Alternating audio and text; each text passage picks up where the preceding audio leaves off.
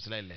നമ്മുടെ കാര്യം തന്നെ ഉസ്താദിനോട് വന്ന് പറയും, ലത്തീഫ് ചാക്കി സപ്പോർട്ട് ചെയ്തിട്ട് പറയും, ലത്തീഫ് ചാക്കി എതിരായിട്ട് ഉസ്താദിനോടൊന്ന് പറയും.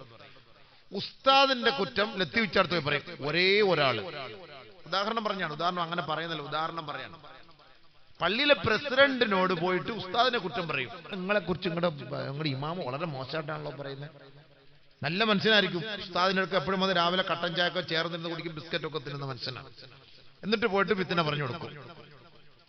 ലത്തീഫ് ചാടേന്ന് ഇവിടെ വന്ന് തിന്നിട്ട് ഇവിടെ വന്നിട്ട് പറയും, ഉസ്താദ് നിങ്ങളെ കുറിച്ച് ലത്തീഫ് ചാട മോശമായിട്ട് പറയുന്ന, അടുത്ത മാസം നിങ്ങളെ മാറ്റുമെന്നാ തോന്നുന്നത്, സംഭവം കണ്ടിട്ട് അങ്ങനെയാണ്, നിങ്ങളെ എവിടുന്ന് വണ്ടി വിടാൻ തീരുമാനിച്ചിട്ടാണ്. എൻ്റെ അടുത്ത് അങ്ങനെ സംസാരിച്ചിരുന്നത്. ഇത് രണ്ടുപേരും ഇതൊന്നും അറിയുന്നില്ല സംഭവം. എന്നാ ഒരാളാണ് പ്രചരിപ്പിക്കുന്ന എങ്ങനെ,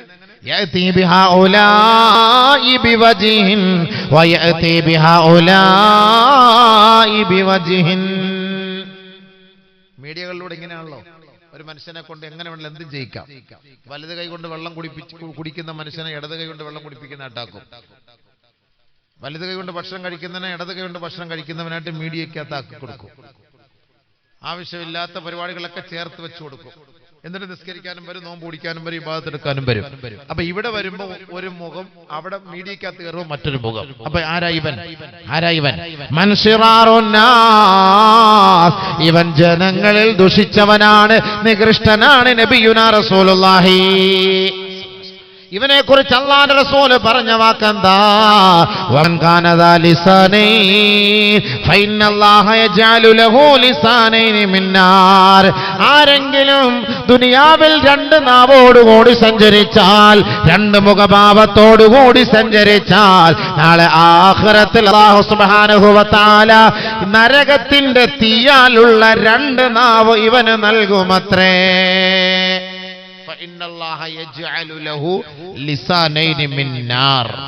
നരകത്തിന്റെ രണ്ട് നാവ്, നരകത്തിന്റെ രണ്ട് നാവ് അല്ലാഹു തആല ഇവന് നൽകും. നബിയുനാ ശഫീഉനാ റസൂലുള്ളാഹി.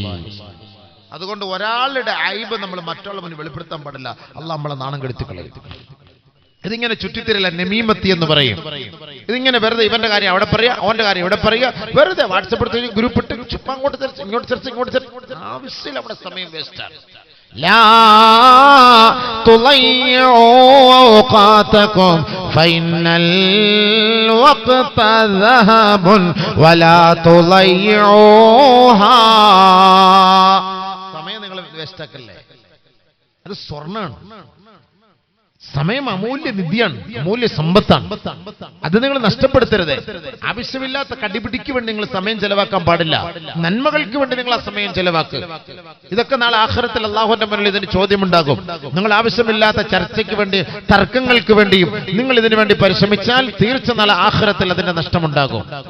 നബിയുനാ ശഫീഉനാ റസൂലുള്ളാഹി സ്വല്ലല്ലാഹു അലൈഹി വസല്ലമ തങ്ങൾ പറയുകയാ, അന സഈമുൻ ബിബൈത്തിൻ ഫീ റബളിൽ ജന്ന.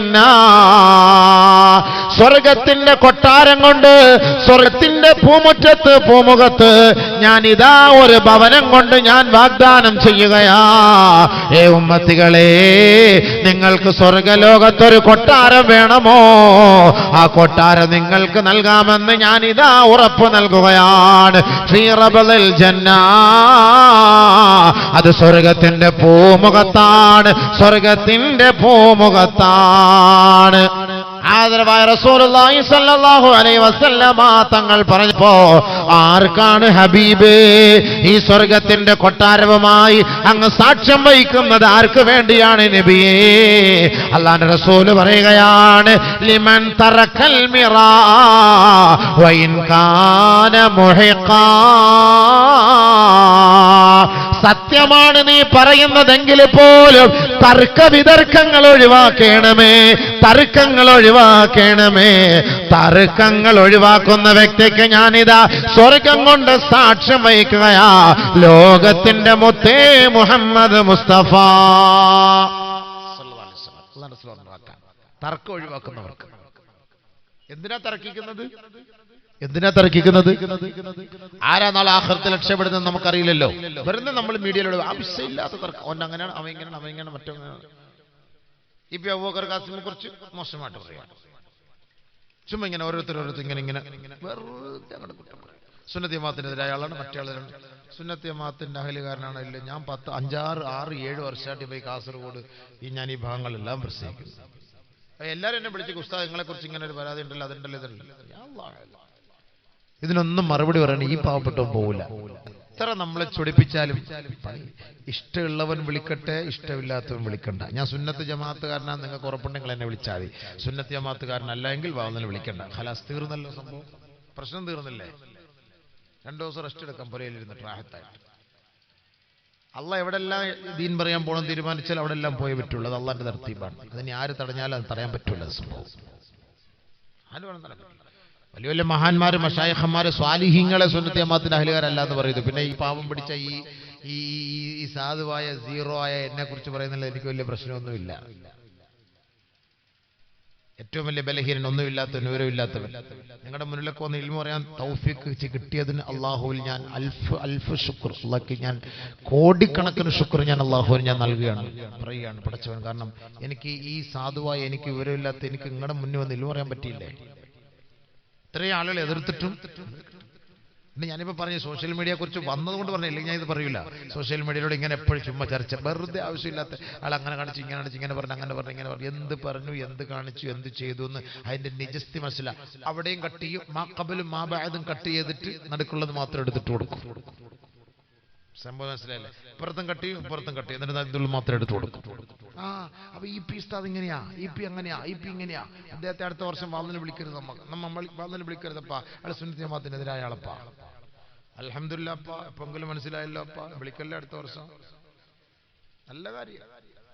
നമ്മളാരോടും പോയി ചോദിക്കാറില്ല അള്ളാഹുവെ നമ്മളെ കാസർഗോട്ടുകാരെ വിളിക്കണമെന്നും കൊല്ലക്കാർ വിളിക്കണമെന്നും കർണാടകക്കാർ വിളിക്കണമെന്നും നമ്മൾ ദ്വാരക്കാരില്ല. അള്ള പറയുന്നു, പോകുന്നു, ഖലാസ്. അള്ള പറയുന്നു, പോകുന്നു. ഇത് അള്ള തരുന്ന പ്രത്യേകമായ കഴിവാണ്. അള്ള തരുന്ന കഴിവുകൊണ്ട് മാത്രമാണ് ശ്രമിക്കുന്നത്. അള്ള തരുന്ന കഴിവുകൊണ്ട് മാത്രമാണ് ഈ ആളുകളെ കിട്ടുന്നത്. ഇതൊക്കെ അള്ളാന്റെ തർത്തീബാണ്, അള്ളാന്റെ തീരുമാനമാണ്. അവൻ തീരുമാനിക്കുന്നു നീ പോകണ്ട, അവൻ തീരുമാനിക്കുന്നു പ്രശ്നിക്കണം പറഞ്ഞാൽ യാഥാർത്ഥ്യമായിരിക്കും. അതുകൊണ്ട് ഒരു വ്യക്തിയെക്കുറിച്ച് അറിയാതെ, മനസ്സിലാക്കാതെ, വെറുതെ ആവശ്യമില്ലാതെ മീഡിയകളിലൂടെ നിങ്ങൾ അങ്ങോട്ടും ഇങ്ങോട്ട് പ്രചരിപ്പിക്കരുത്. അത് നിങ്ങൾക്ക് ഞാൻ തരുന്ന ഉപദേശം. പക്ഷെ നിങ്ങളുടെ മൊബൈലിൽ ഇത് സംഭവം വന്നു. ഞാൻ ഈ അടുത്ത സമയത്ത് അൻസിബ ഹസൻ എന്ന് പറഞ്ഞിട്ട് ഒരു സിനിമാ നടിയുണ്ട്, ഒരു സിനിമാ നടി അൻസിബ ഹസൻ. അറിയായിരിക്കും അല്ലേ? ചെറുപ്പക്കാർക്കൊക്കെ അറിയായിരിക്കും. അൻസിബ ഹസൻ എന്ന് പറഞ്ഞൊരു സിനിമാ നടി, മുസ്ലിമാണ്. എല്ലാവർക്കും അറിയാമായിരിക്കും ഇല്ലേ? അറിയാവോന്ന് ചോദിച്ചാൽ അറിയാന്ന് പറഞ്ഞ സിനിമ ആണെന്ന് പറഞ്ഞാൽ മനസ്സിലാക്കി പോകും. അതുകൊണ്ട് ആരും മിണ്ടാത്തത്. എന്തായാലും പോട്ടെ, ഹൈർ. അതൊന്നും വലിയ കാര്യമില്ലപ്പാ. അതിനകത്ത് ഇപ്പം എന്താ, നമ്മളിപ്പോൾ എപ്പോഴും വാർത്തകളൊക്കെ നോക്കുന്നത്, നമുക്കിപ്പോൾ ഓരോ വ്യക്തിയുടെ പേര് പറയുന്നുണ്ട്. ഇപ്പം ഞാനിപ്പോൾ നിങ്ങളുടെ മുന്നിൽ കുറേ ഭാവന ഷൂട്ടിങ് കഴിഞ്ഞ് പോയപ്പോൾ ഭാവനയെ പീഡിപ്പിക്കാൻ ശ്രമിച്ചു എന്ന് പറഞ്ഞ് പത്രത്തിൽ വന്നു. അത് നോക്കുമ്പോൾ ഇതൊക്കെ വാർത്തയല്ലേ? ഇത് വാർത്ത മനസ്സിലാക്കിയെങ്കിൽ നമുക്ക് അടുത്ത് പ്രസംഗിക്കാൻ പറ്റുള്ളൂ. ഇതൊക്കെ ഓരോ കാര്യങ്ങൾ മനസ്സിലാക്കണ്ടേ? ഇന്നത്തെ സാഹചര്യങ്ങൾ മനസ്സിലാക്കിക്കൊണ്ട് നമ്മൾ പ്രസംഗിക്കാൻ ഇതൊക്കെ നോക്കുന്നുണ്ട്. അതൊന്നും ഒരു പ്രശ്നമാക്കണ്ട, അതൊന്നും ഒരു വിഷയമല്ല. നമ്മൾ സൂക്ഷിക്കുക, അത്രയേ ഉള്ളൂ. അപ്പൊ ഈ അൻസിബ ഹസനെതിരെ ഞാൻ ഈ കാസർഗോഡ് തന്നെ ഞാൻ എതിർത്ത് പ്രസംഗിച്ചു. ഞാൻ ബന്ദിയോട് വന്നപ്പോൾ ഞാൻ പ്രസംഗിച്ചു, നരകത്തെ നിഷേധിച്ചു എന്ന് പറഞ്ഞിട്ടൊരു പോസ്റ്റ് കണ്ടിട്ട്, ഇതേപോലെ മീഡിയയിൽ കണ്ടിട്ട് ഞാൻ അവളെ വിമർശിച്ചു പ്രസംഗിച്ചു. നരകത്തിനെ നിഷേധിക്കുന്നവളാണ്, നരകത്തെ എതിർക്കുന്നവളാണ്, ആ മുസ്ലിമായ ആ സിനിമാ നടി നരകത്തെ എതിർക്കുന്നവളാണ് എന്ന ഒരു പോസ്റ്റ് കണ്ടപ്പോൾ എനിക്ക് വലിയ വിഷമായി പോയി. ആരാ പറഞ്ഞത് നരകത്തിൽ പിന്നെ സിനിമ നടിക്കുന്നവർ നരകത്തിൽ പോകുന്ന ആരാ പറഞ്ഞതെന്നൊക്കെ ഉള്ള ഒരു തലക്കെട്ടില്, അങ്ങനെ ഒരു എഡിങ്ങിൽ ഒരു പോസ്റ്റ് വന്നപ്പോൾ എനിക്ക് വിഷമായി പോയി. ഞാൻ അതിന്റെ നിജസ്ഥിതി മനസ്സിലാക്കാതെ കണ്ട് വളരെ ശക്തമായി ഞാൻ അതിനെക്കുറിച്ച് പ്രതികരിച്ചു. ഞാൻ ഈ ബന്ദിയോട് അടുത്ത സമയത്ത്, അടുക്കും ബന്ദിയോട് കഴിഞ്ഞ 5-6 മാസത്തിന് മുമ്പ് പ്രസംഗിക്കാൻ വന്നപ്പോൾ ഞാൻ അവിടെ വളരെ ഗൗരവത്തോട് പറഞ്ഞപ്പോൾ എന്തോ ഞാൻ അതിരുവിട്ട് അങ്ങോട്ട് പറഞ്ഞുപോയി. ഞാൻ പിന്നീട് അത് എന്റെ സുഹൃത്തുക്കൾ അത് കട്ട് ചെയ്തിട്ട് എനിക്ക് അയച്ചു തന്നപ്പോൾ ഞാനത് കേട്ടപ്പോഴാണ് പടച്ചോൻ ഇത്രയ്ക്കും ഗൗരവത്തോടു കൂടിയാണ് ഞാൻ പറഞ്ഞത്. നരകത്തെ കുറിച്ച് അത്രയ്ക്ക് കട്ടിക്ക് പറഞ്ഞുപോയി. എന്തായാലും അവളുടെ മനസ്സിൽ അതൊരു മാറ്റം ഉണ്ടാക്കി. അവൾ എന്നെ വിളിച്ചു. കഴിഞ്ഞ ഡിസംബർ 31-ാം തീയതി എന്നെ വിളിച്ചു. അവളും വിളിച്ചു. അദ്ദേഹത്തെ അവളുടെ സഹോദരൻ എന്ന പേരിൽ ഒരാളെന്നെ വിളിച്ചു. എന്നെ വിളിച്ചിട്ട് പറഞ്ഞു, എനിക്കാണ് സംഭവം, നിങ്ങൾ ഏതടിസ്ഥാനത്തിൽ ഇങ്ങനെ സംസാരിച്ചത്, അങ്ങനെ ഇങ്ങനെ ചോദിച്ചു. അപ്പൊ അവളും എന്നെ വിളിച്ചിട്ട് പറഞ്ഞു, ഉസ്താദ് ഞാൻ അങ്ങനെ സംസാരിച്ചിട്ടേ ഇല്ല, റബ്ബിനാണ് സത്യം, ആണായിട്ട് പറയും, റബ്ബിനാണ് സത്യം, ഞാൻ അങ്ങനെ പറയാം. ഞാനൊരു ഖുർആൻ ഞാൻ പഠിച്ചവളാണ്, ഞാൻ ഖുർആൻ പഠിച്ചിട്ട് ഞാൻ അതിൽ ഫസ്റ്റ് റാങ്ക് വാങ്ങിയവളാണ്, ഞാൻ ആഖിറത്തെ പേടിക്കുന്നവളാണ്, മരണത്തെ പേടിക്കുന്നവളാണ്, നരകത്തെ ഭയപ്പെടുന്നവളാണ്, ഞാൻ മുസ്ലിമായി ജീവിച്ച് മുസ്ലിമായി മരിക്കാൻ ഞാൻ ആഗ്രഹിക്കുന്നവളാണ് എന്ന് കുറേ കാര്യങ്ങൾ എന്നോട് പറഞ്ഞു. അപ്പൊ ഞാൻ പറഞ്ഞു, ഞാൻ ഇങ്ങനെ പത്രത്തിൽ ഇങ്ങനെ മീഡിയയിൽ കണ്ടപ്പോൾ ഞാൻ പറഞ്ഞു, ഇതാണ് നീ പൊരുത്തപ്പെട്ടവരെ, ഞാൻ ഇൻഷാ അല്ലാഹ് ഇന്ന് തന്നെ ഞാനത് മാറ്റി പറഞ്ഞേക്കാം. ഞാൻ ഡിസംബർ 31-ാം തീയതി എനിക്ക് കോഴിക്കോടായിരുന്നു പ്രസംഗം, ഞാൻ അന്ന് അവിടെ പ്രസംഗിച്ചത്. പിന്നെ പല സ്ഥലങ്ങളിലും ഞാൻ പ്രസംഗിച്ചു. കാരണം നിരപരാധിത്വം നമ്മൾ പറഞ്ഞു, കാരണം നമ്മുടെ ഭാഗത്ത് നിന്ന് വന്നുപോയ അപാകതയാണ്. നാളെ ആഖിറത്തിൽ നമ്മൾ പിടിച്ചു നിർത്തപ്പെടും. അതുകൊണ്ട് ഞാൻ അവൾക്ക് വേണ്ടി ഞാൻ മാറ്റി പറയാം, എന്റെ ഭാഗത്ത് നിന്ന് വന്ന വീഴ്ചയാണ്, ഇനി ഞാൻ ഒരിക്കലും അങ്ങനെ സംസാരിക്കും. അതോടുകൂടി ഞാൻ ഒരു തീരുമാനം എടുത്തു, ഈ മീഡിയയിൽ കാണുന്നത് നമ്മൾ ഇനി പറയാൻ പാടില്ല, പ്രസംഗിക്കാൻ പാടില്ല. ചിലപ്പോൾ ആവശ്യമില്ലാത്തതായിരിക്കും. എന്റെ എതിരാളികൾ എനിക്കെതിരെ എന്തെങ്കിലുമൊക്കെ പോസ്റ്റ് ചെയ്യും, അതെടുത്ത് വെച്ചിട്ട് ഒന്നും അറിയാതെ സംസാരിക്കും. അങ്ങനെ സംസാരിക്കും. നമ്മുടെ ഉസ്താദന്മാര് പണ്ഡിതന്മാരടക്കം അബൂബക്കർ മുസ്ലിയാർ ആരാണെന്ന് എന്നെ പോലും അറിയാത്ത ആളുകൾ എനിക്കെതിരെ ധാരാളം പ്രഭാഷണങ്ങളും ധാരാളം മെസ്സേജുകളും ഇടുന്നു. എന്നെ ഇന്നുവരെ കണ്ടിട്ടുമില്ല, സംസാരിച്ചിട്ടുമില്ല. പിന്നെ എന്റെ രഹസ്യങ്ങൾ അദ്ദേഹത്തിന് എങ്ങനെ അറിയാം? എന്റെ ആദർശങ്ങൾ അദ്ദേഹത്തിന് എങ്ങനെ അറിയാം? ഉദാഹരണം പറയാൻ. അപ്പൊ എന്റെ പച്ച ഇറച്ചു തിന്നുമ്പോൾ നാളെ ആഖിറത്തിൽ അള്ളാഹുവിന്റെ മുന്നിൽ അദ്ദേഹം എന്നോട് പൊരുത്തം ചോദിക്കാതെ അള്ളാഹ് അങ്ങനെ പൊരുത്തപ്പെട്ടു കൊടുക്കും. അതുകൊണ്ട് നമ്മൾ ഉലമാക്കളെന്നല്ല, ഒരു വ്യക്തികളെ കുറിച്ചും നമ്മൾ പരാമർശിക്കരുത്, സൂക്ഷിക്കണം. മീഡിയകൾ പ്രത്യേകമായി സൂക്ഷിക്കണം.